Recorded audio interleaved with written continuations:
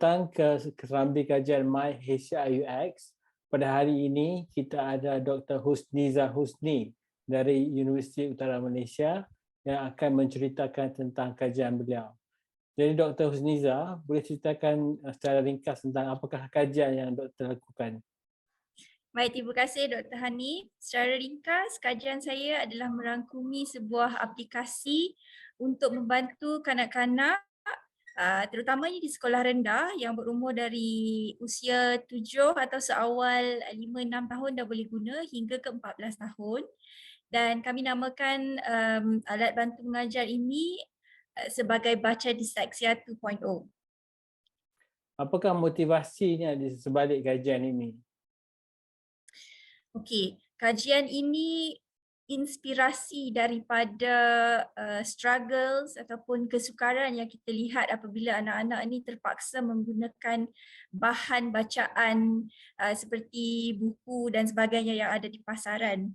Dan kami melihat bahawa ada potensi untuk interaction design.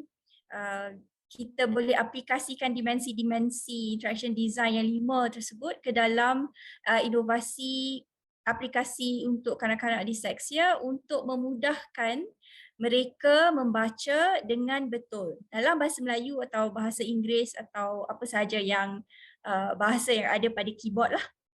Baik, jadi boleh kalau Dr. boleh ceritakan kepada penonton kita di luar sana yang mungkin tidak tahu tentang disleksia. Jadi apakah itu disleksia? Okey, secara umumnya disleksia adalah kesukaran untuk membaca ataupun mengecam huruf dan bunyi. Jadi pada anak-anak ini mereka antara simptom yang paling popular bila kita sebut disleksia adalah pengecaman huruf yang terbalik, terutamanya apabila huruf itu hampir serupa seperti B dan D. Kita panggil dia mirrored letters atau B dan P, N dan U dan sebagainya. So itu antara yang paling popular. Tetapi apa yang memberi kesan kepada anak-anak ini adalah apabila dia tidak dapat mengecam atau membunyikan huruf dengan bunyi yang betul, maka ia akan juga turut memberi implikasi kepada penguasaan pembacaan bermula dengan mengeja. So kesukaran ini menyebabkan anak-anak ini ketinggalan dalam akademik dan seterusnya akan juga memberikan implikasi yang lebih besar kepada sosial dan juga emosi kanak-kanak ini. Jadi maksudnya kanak-kanak ini perlukan cara pembelajaran yang berbeza berbanding dengan kanak-kanak yang tiada disleksia. Betul. Cara pengajaran dan juga bahan bacaan ataupun alat bantu mengajar yang sesuai dan spesifik dengan reka bentuk yang khusus untuk mengatasi masalah pemprosesan kognitif mereka lah Eh, di bahagian pemprosesan di otak yang 3 parts untuk membaca tu. Baik, jadi bagaimanakah kajian ini dilakukan? Kita bermula dengan profiling of dyslexic children. Kita buat profil untuk anak-anak pada masa tu di Taman Tun Dr. Ismail 2 dan juga di Datuk Kumba di Alustar, SK Datuk Kumba di Alustar. Jadi kita buat profiling dan based on profiles anak-anak ini kita aplikasikan pelbagai teori termasuk Fitts Law, Miller's Law dan juga interaction design principles yang basic itu, dan kita lihat bagaimana dimensi-dimensi interaction design yang 5 itu kita boleh cungkilkan dan inovatifkan dia supaya dia adalah direka bentuk dengan sesuai bagi memudahkan proses pembacaan yang betul kepada anak-anak ni. Contohnya adalah seperti Erlen Colours ataupun warna Erlen, teori warna Erlen yang diguna pakai untuk menjadi latar kepada pembacaan anak-anak ni supaya mereka dapat membaca dengan betul. So itu adalah permulaan ataupun asas kepada konsep baca disleksia yang kita ketengahkan, Dr. Hanif. Baik, jadi kalau boleh doktor ada sebut tadi juga 5 konsep interaction design itu, boleh doktor terangkan dengan lebih lanjut? Antara kelima-lima dimensi bagi interaction design atau IXD yang kita guna pakai dan kita implement untuk baca disleksia adalah 1D iaitu text, 2D iaitu visual representasi visual bagi dia punya UI, dan juga yang kelima adalah behavior. Behavior ni adalah merujuk kepada bagaimana aplikasi itu berfungsi supaya dia boleh menyokong pembacaan anak-anak tersebut. Ya, untuk 1D dan teks itu kita lebih kepada kandungan, isi kandungan, apakah pembacaan yang sesuai, ayat-ayat yang sesuai, suku kata yang sesuai dalam bahasa Melayu.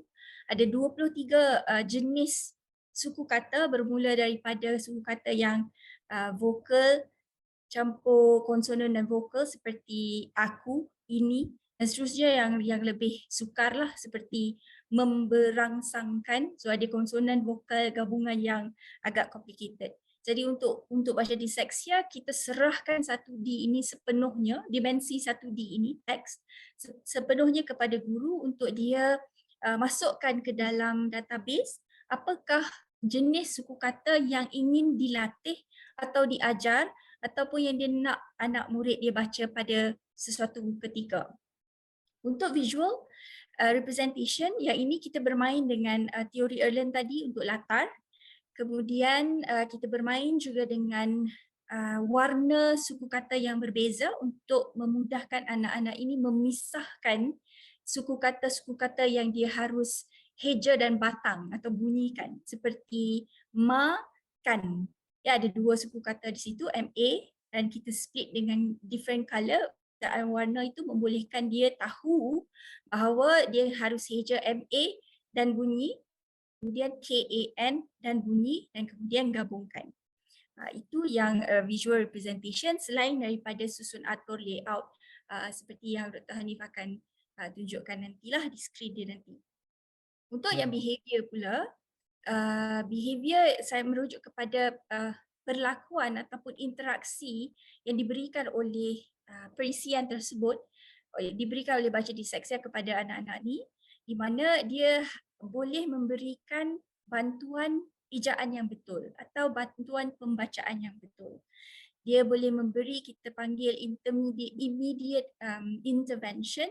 Jika anak-anak ni tahu dia ada masalah, maka dia boleh klik dekat avatar tersebut dan avatar itu akan membunyikan suara bacaan yang betul dan dia akan ikut.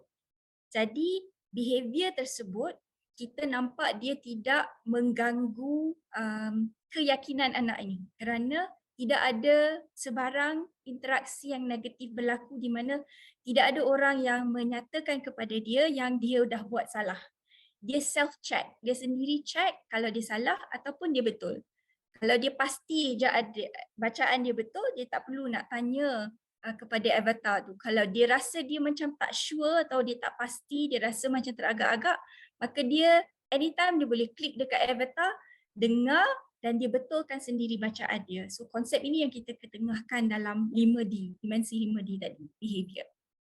Baik. Jadi apakah hasil dapatan daripada kajian ini?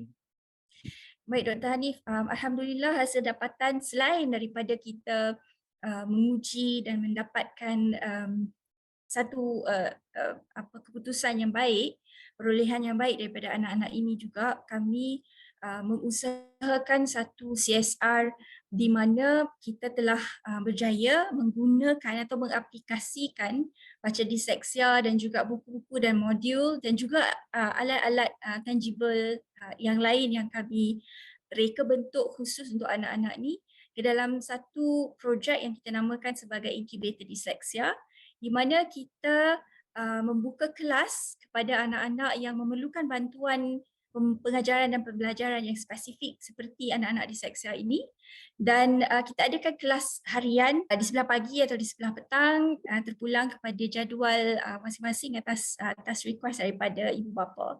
So saya rasa apa yang kita dapat daripada hasil kita tidaklah seharusnya mati di report dan juga jurnal, tapi boleh dipanjangkan dan terus sampaikan kepada community ataupun user kita yang begitu-begitu amat memerlukan bantuan dari kita, apa saja bentuk bantuan itu, insyaAllah Dr. Hanif. Okay. Saya rasa sungguh menarik ya perbincangan kita dengan Dr. Husniza pada hari ini. Jadi Terima kasih. terima kasih saya ucapkan kepada Tuan Husniza kerana sudi luangkan masa bersama Serambi Kajian My HCIUX. Terima kasih.